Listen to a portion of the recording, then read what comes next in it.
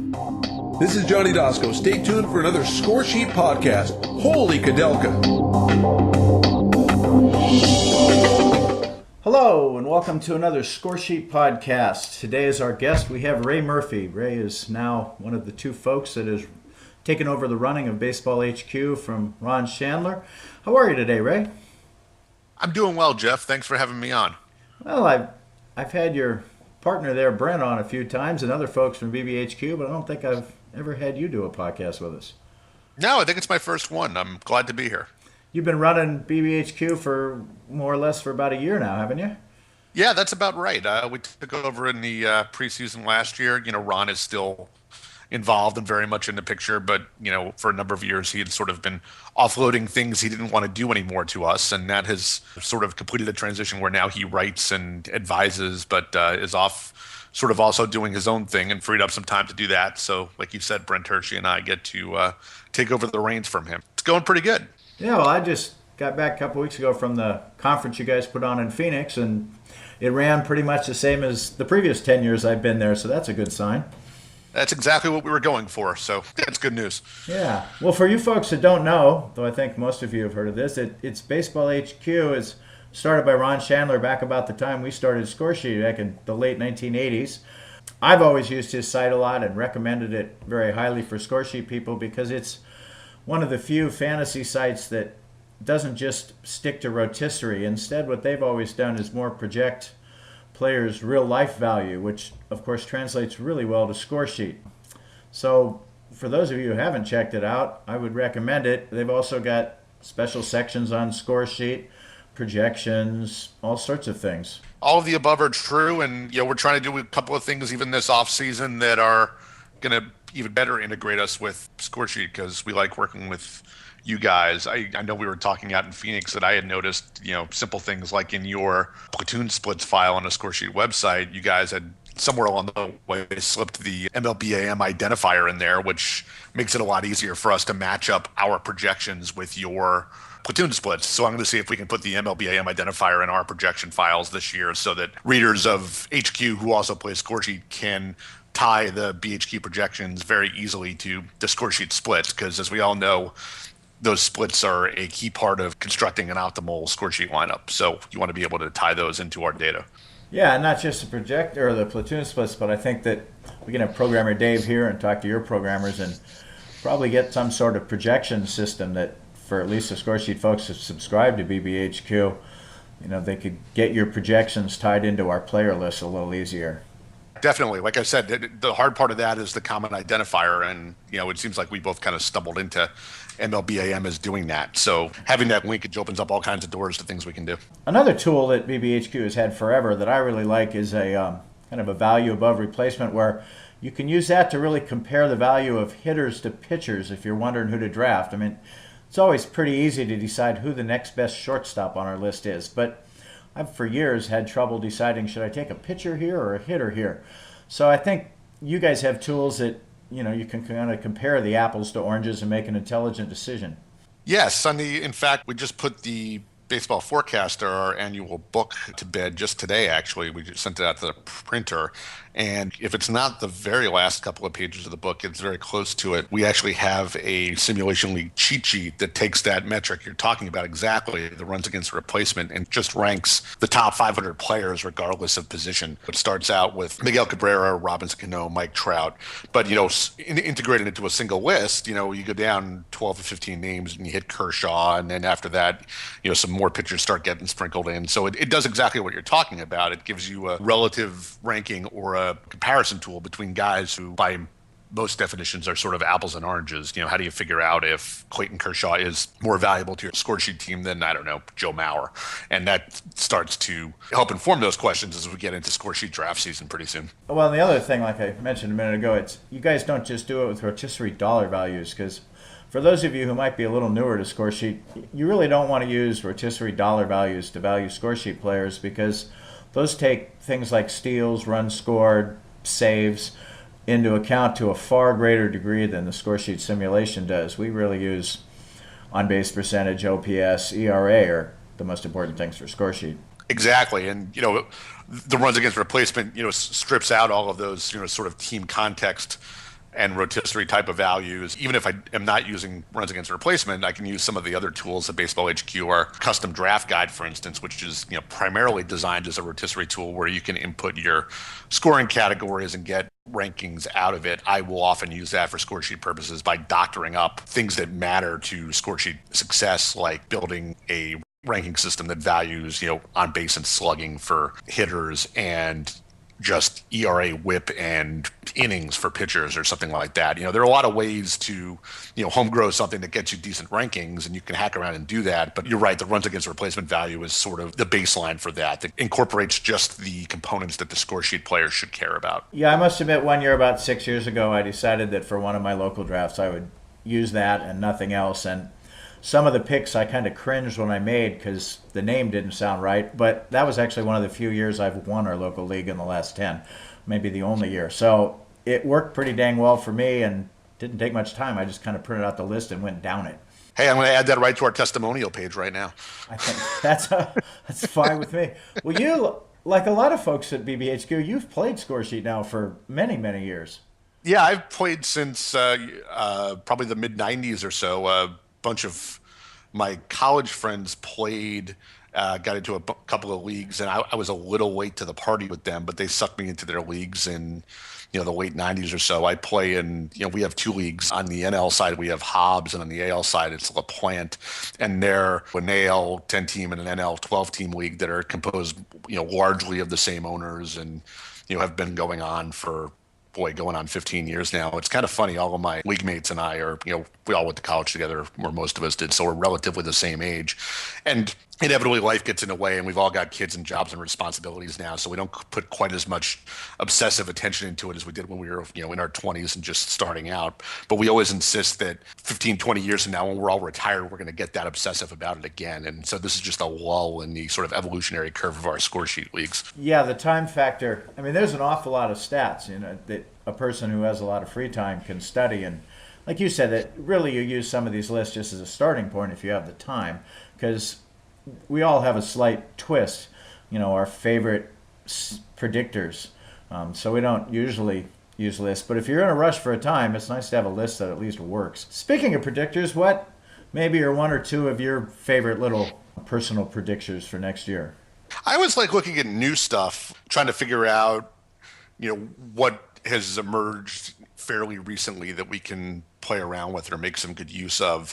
One thing I'm borderline obsessed with right now that was a big part of the forthcoming baseball forecaster is we just got new data from our stat provider Baseball Info Solutions for swinging strike rates, which just percentage of pitches thrown by a pitcher that end up generating swinging strikes. And it serves as a nice check on strikeout rates, because sometimes you'll find guys who all out of nowhere their strikeout rate jumps through the ceiling and you don't always know if it's going to stick or not. But our research showed that if strikeout rate changes are coming from swinging strikes rather than called strikes, they're more likely to stick around. So every time I look at a pitcher's strikeouts per 9 innings now, I'm looking at their swing strike rate to go with it as sort of a validation tool. That's data that we have in the baseball forecaster this year, and we're rolling it out on our website right now. I think we have the 2013 data there already, but we're adding the historical data too. So that's my latest little statistical obsession, which will probably carry me through the rest of the offseason until I find some other shiny new toy to go play with. Well, that's interesting. I had never thought of that. So when I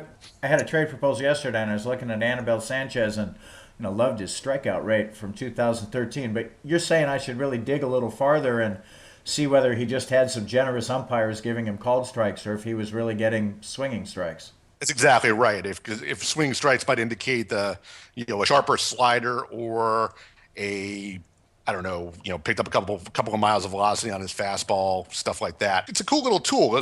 Like you said, especially in a case where you're trying to figure out if something has changed recently and something is, for lack of a better term, real or not real. I'm pulling up Sanchez right now so I can actually give you the answer and tell you if he made a good trade.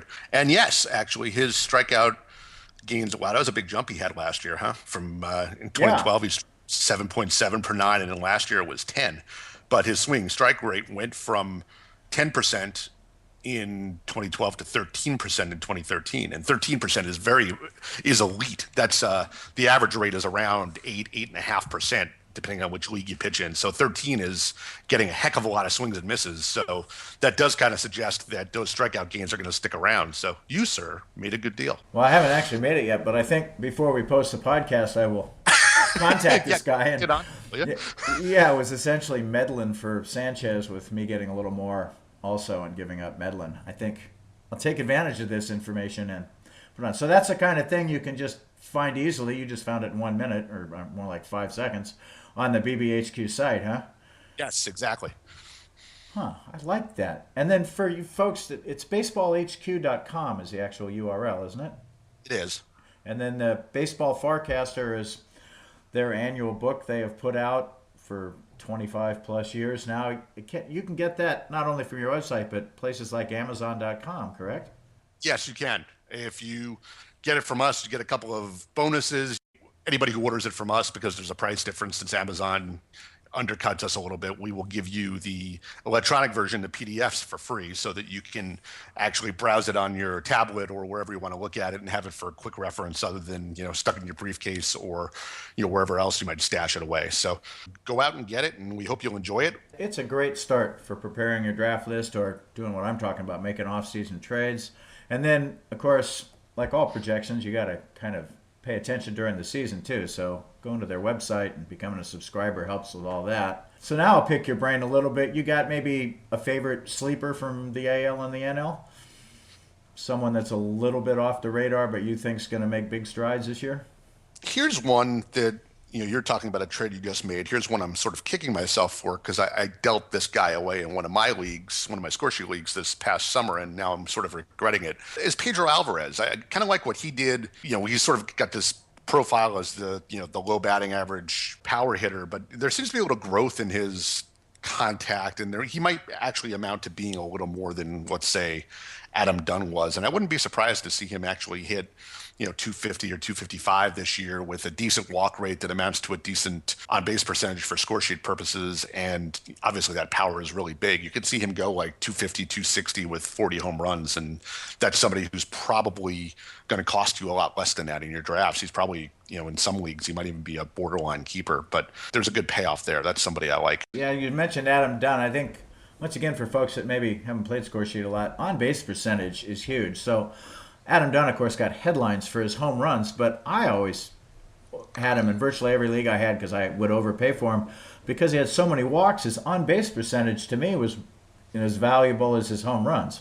That's right. And, Alvarez doesn't walk as much as Dunn did, but he's not quite a, 210 batting average guy the way Dunn was. The beauty of Dunn was he might hit 210 or 220, but his on-base percentage would be 400, which for score sheet purposes is awesome.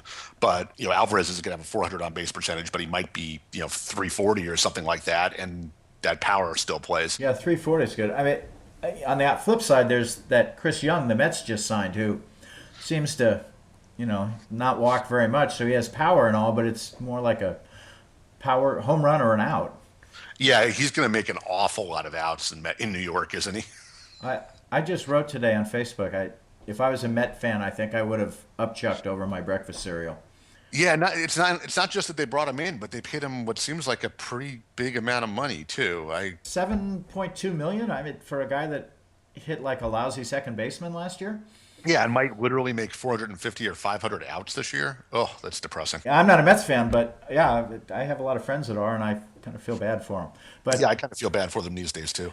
Yeah. Well, what about an AL guy? I had a hitter in mind, and this is one who's, I think, going to be available in every score sheet league this year. Doing a little research for prepping the forecaster, I am all in on Jose Abreu. I think he is the next great thing. An amazing combination from Cuba of his strike zone judgment, a lot of walks. He's going to be a big OBP guy. He's going to hit for good, maybe great power. I'm not sure. He's sort of the paradox of what we were talking about with Chris Young, who's, because of the home runs and the stolen bases, is a decent rotisserie player. I think Abreu is going to be an awesome score sheet player. If you were in a combined league and they were both available, would you take Puig or Abreu? I'd take Abreu over Puig. Yeah.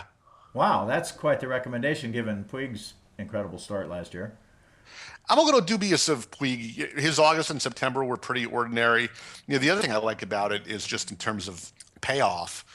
Puig might end up having a better career because he's 21 or 22 now, but Abreu's 27. Abreu's, going to come in at, sort of his physical peak and maturity, and Puig might be better in 5 years when he gets to be 27, but I'll take Abreu as sort of a 27 to 30-year-old, right now, while Puig still has some things to figure out. I mean, Cuba national team plays good enough competition. You don't think there's going to be much of a learning curve. He's going to, at 27, hit the ground running. Yeah, I mean, if you think about it in terms of if he wasn't coming from Cuba, if he was coming from like double or triple A, which I think is pretty much what we widely think of Cuban or Japanese baseball to be, if you were looking at this guy's statistics coming from our American minor leagues and saw this control of the strike zone and this huge walk rate and great contact skills and at least good power, you'd be salivating over him. So to me, you should be salivating over him anyway, even though he's coming from just off the coast of Florida. Well, that's a good recommendation because, being that he just signed, he's available in every league. I guess I might have to, in a keeper league, try to trade up to get him. You mentioned Chris Young being a good roto player. I wonder if someone in the Mets front office plays rotisserie and got kind of carried away. I kind of like to think Sandy Alderson is brighter than that, but, the recent track record in New York is starting to make me wonder if what the decision-making process is down there. Yeah, well, I mean, I would certainly admit that Sandy Alderson is a far brighter baseball mind than I am, and for Mets fans' sakes, hopefully he's right and I'm wrong, but I just shook my head when I saw that this morning. He's looking at something that we can't see. I guess it's possible. Well, maybe, there is talk, all these TV contracts, maybe $7 million has turned into, chump change in the Major League Baseball front office world. You may be right. I mean, the other signing that, made me scratch my head just as much was Marlon Byrd, who got roughly that kind of money from the Phillies. But yeah, hey, maybe $8 million doesn't get you what it used to. I guess. So he got it for 2 years. So they're on the hook for him for $16 million. That's a signing. And Carlos Rios with the Phillies. The Phillies don't seem to have, in my mind, spent their money incredibly wisely so far this offseason either. No, they seem to be like trying to turn the clock back to 2008 or something, and I'm not sure it's going to work. These guys have all gotten a lot older. Then it's one thing to pay, talking about somebody who's closer to your neck of the woods, it's one thing to pay the guy for what he's done in the past if he at least did it for your team. Thinking of Lincecum in particular. I mean, if the Giants want to overpay him as sort of a thank you for his contribution to 2 World Series and all of that, hey, that's fine. But I don't understand overpaying Marlon Byrd. No, I don't recall him winning a World Series for the Phillies. No, I don't either. Oh, well, hey, this has been a great chat. And once again, folks, you should check out Baseball HQ and certainly think about buying the Forecaster to get ready for your drafts. And Ray, thanks for being on with us this morning. Thank you, Jeff. Hopefully it's not my last visit. No, it won't be. Great. All right, thanks again.